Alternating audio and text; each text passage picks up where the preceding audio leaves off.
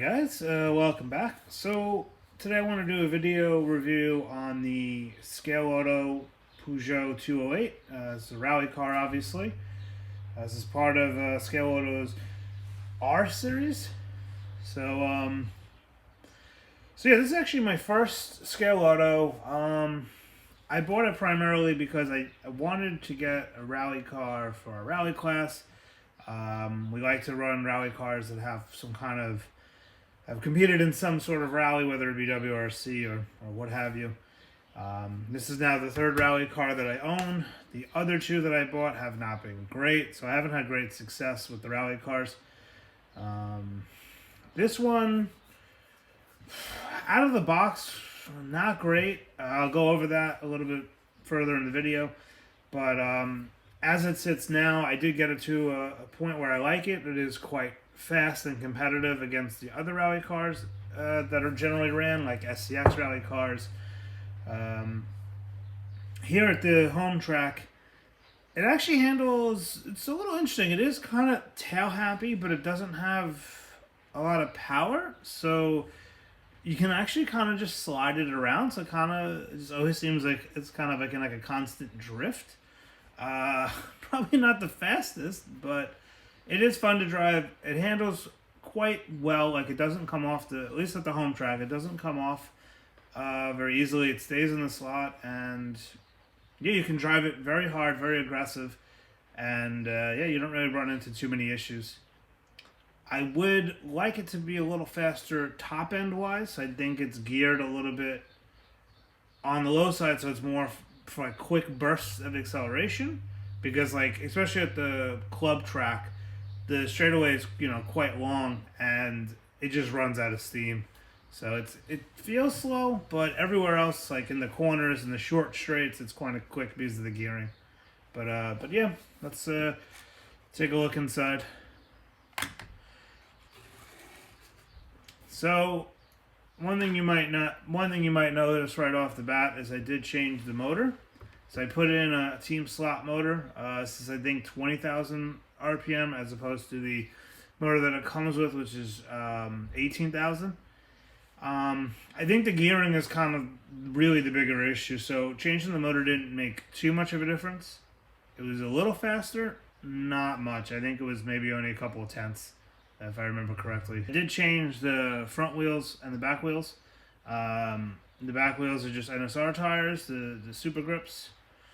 And the front tires are the zero grip slotted tires. Both of those changes made a very big difference. Also, for people that have maybe seen the other unboxing, know that this actually is an all-wheel drive car. I did take the all-wheel drive system out. As you can see, it's just rear-wheel drive at the moment. I quite like the way it drives rear-wheel drive, so I didn't really see much benefit to the front-wheel drives. To the all-wheel drive setup. So I switched it, and I'm quite happy with it. So there were two big issues with this car. The first one was the guide.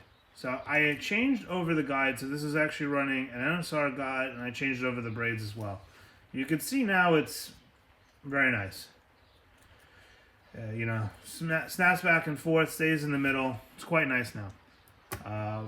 It's also, I'm running it with a screw now instead of before it was just the, I don't really know what you'd call it, but there's some guys that don't have the screws.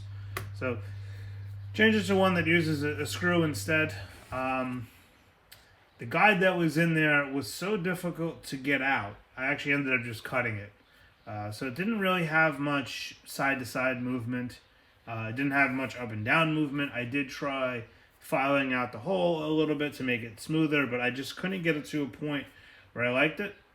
So I cut it out, put in an NSR one, and was quite happy with it then. So the chassis and the body were actually hitting.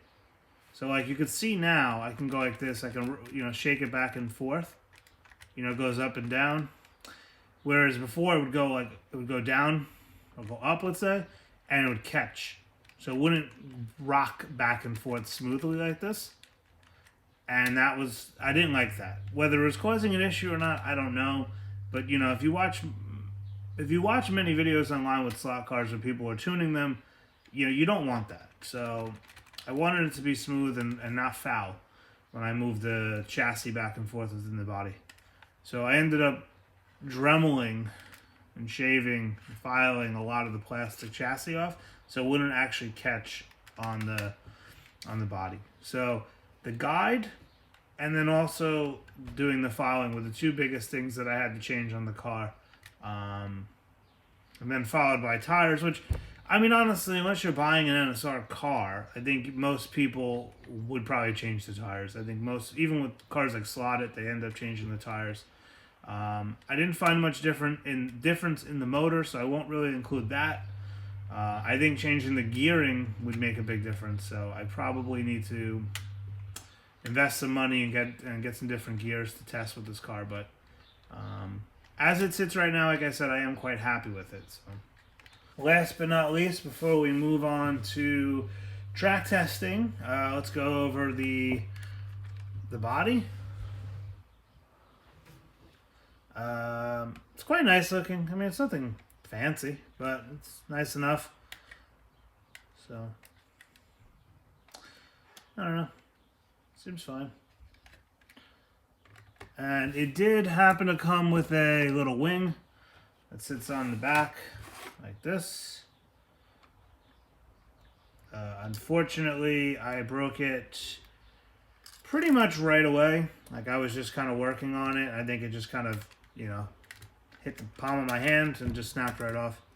So, one day I'll glue it back on, but not really much of a concern at the moment.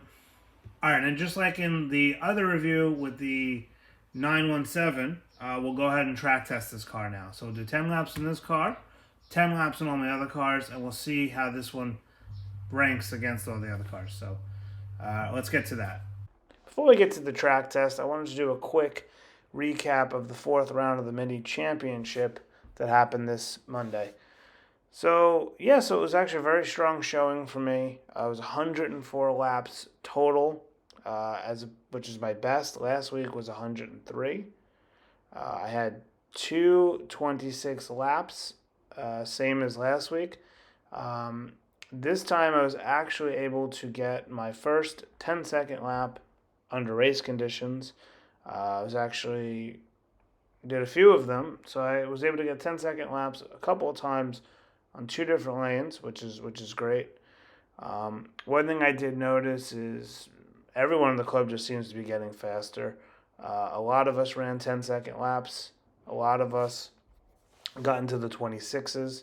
So the competition is very close. There's really not much separating us. Because of this win, I'm actually now leading the championship overall by just half a lap. So again, very tight. It's very close. Yeah, so it's been a great championship so far, and I had some lofty goals going into this, and I'm glad to see that kind of panning out. Whether I win or lose at this stage, I'm happy that I won as many rounds as I did, and even now, based off of just pure lap time, I'm only 10th off the record that we've seen in the club. So the best lap has been a 10.7, and my best lap is a 10.8. So I really couldn't be happier. But yeah, that's enough of the recap for the 4th round. Let's get over to the track test. Alright, driving the Peugeot ScaleAuto 208 here. Let's see how it goes. Like I said, it's very kind of tail happy, but it's controllable. And again, not very fast. Has good acceleration, but not much top end.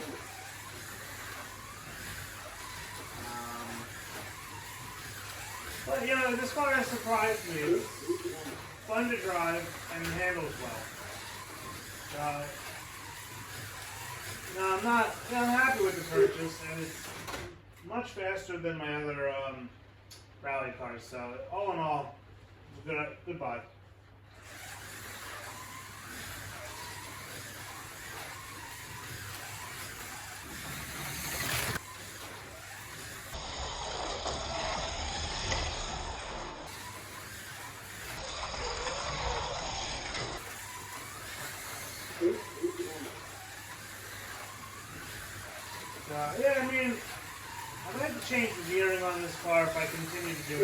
continue to do any work to it. Can't seem to talk and drive today.